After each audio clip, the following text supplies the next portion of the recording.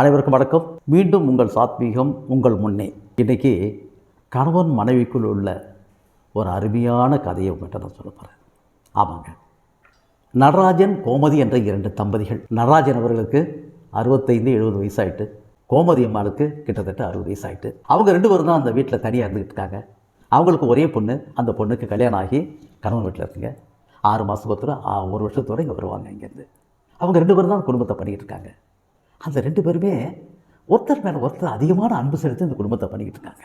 ஒரு நாள் இந்த கோமதி அம்மா சரி வீட்டுக்கு எங்கே என்ன பண்ணுறீங்க அப்படின்னு சொன்னேன். ஏம்மா இங்கே வாங்கலை, என் செல்லை எங்கேயே வச்சுட்டேன், ஒரு ரிங்டோன் போட்டுங்க, எனக்கு கூப்பிடுங்களேன் அப்படின்னு சொன்னேன். உடனே கூப்பிட்டேன். ஓ இது அங்கே இருக்குது, ப்ளீஸ் அதை எடுத்துகிட்டு வாங்க அப்படின்னு சொல்கிறான். அப்படி செல்லை எடுத்து பார்க்குறா. அந்த செல்லில் எம்எஸ்ஜின்னு இருக்குது. இவர் கூப்பிட்றாரு. இவர் பேர் நடராஜன் வரணும். இவங்க அப்பா பேர் பலராமன், இல்லை பலராமன் வரணும்.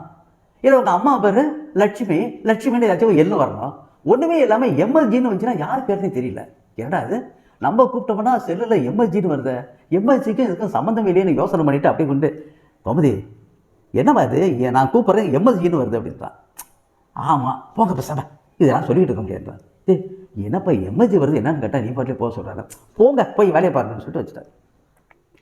என்ன அது எம்எஸ்சின்னு வருது, எம்எஸ்சி ஒட்டும் கிடையாது. நடராஜன் என்னென்னு குழம்பிக்கிட்டு சரி கொடுத்தார். அதுக்கு 1 மாதத்தில் பேரப்பையன் வந்து வாங்கி ஊர்லேருந்து பேரப்பையன் கூட சந்தோஷமாக வந்துக்கிட்டு இருக்க சமயத்தில் அதே போல் கடைக்கு போயிருக்காரு பேரப்பையனுக்கு தின்றதுக்கெலாம் வாங்கிறதுக்காக. அப்போ வீட்டுக்காரம்மா சொன்ன கோமதி அம்மா சொன்ன விஷயத்தை ஒரு மறந்துட்டார். அங்கேருந்து ஃபோன் பண்ணுறாரு. ஃபோன் பண்ணி கோமதி அப்படின்னு விஷயத்துக்காக ஃபோன் பண்ணி ரிங்ட்டு வருது. அப்போ கேட்க பேரப்பையன் எங்கேருந்து போயிட்டு பாட்டி அப்படின்னு சொல்கிறான். என்னடா அப்படின்னு சொல்கிறான். எம்எஸ்சின்னு யாரோ உங்களுக்கு ஃபோன் பண்ணுறாங்க அப்படின்ற. எம்எஸ்சி யாரோவா? உங்கள் தாத்தாவா? என்ன பாட்டி இது? தாத்தா பேர் நடராஜ் தாத்தா இல்லை, எம்முன்னு வருது. உனக்கு தெரியாது பண்ணா அப்படின்னு வாங்கி வச்சுக்கிறாங்க. அதில் கடைக்கெல்லாம் போயிட்டு வந்துடுறாரு. பேரன் கூட்டி கொடுக்குறாங்க. அவங்க சந்தோஷம் ஊருக்கு போயிடுறாங்க. ஊருக்கு போயிட்டு முடிச்ச பிறகு இப்படியே போயிட்டு இருக்கும்போது ஒரு நாள் ஒய்ஃபுக்கு உடம்பு சரியில்லைங்க. இப்போ கட்டில் மேலே உட்காந்துருக்கா. உட்காந்து மூட்டு வெளி, காலில் மூட்டு வெளி.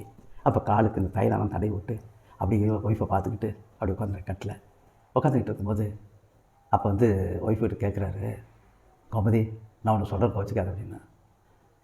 சொல்லுங்கள் அப்படின்னு சொன்ன உடனே அப்போ கேட்குறாரு, உன் செல்லில் நான் ரிங் பண்ணேன்னா எம்எஸ்ஜின்னு வருது, அது என்னான்னு கொஞ்சம் சொல்ல, எனக்கு நல்லாயிருக்கும் அப்படின்றார். உங்க இதை ஒரு பெரிய விஷயமா கேட்டுக்கிட்டு இருக்கீங்க அப்படின்றா. பாப்பா உடம்பு வலிச்சிச்சுன்னா சொல்லுவேன். உடம்பு வலிலாம் ஒன்றும் இல்லைங்க மனுஷன். எனக்கு மனசு ஆறுதலாக இருக்கும். கோமதி கொஞ்சம் சொல்லுடா, எம்எஸ்ஜின்னா என்னப்பா அப்படி சொல்லு அப்படின்னு. யார் பேர் சொல்லு அப்படின்னு சொல்கிறான். சொன்ன பிறகு அப்போ சொல்வா, எம்எஸ்ஜின்னா யாரும் கிடையாது, நீங்கள் எனக்கு எம்எஸ்ஜின்னா மை செகண்ட் காட் நீங்கள் அப்படின்றா. அப்படியே கோமதி அப்படியே அவன் கால்களில் சாஞ்சி கண்ணீர் வடிக்கிறா பாருங்க.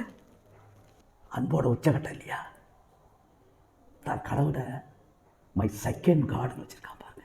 மீண்டும் ஒரு நல்ல கதையோட நாளைக்கு உங்களை சந்திக்கின்றேன். நன்றி.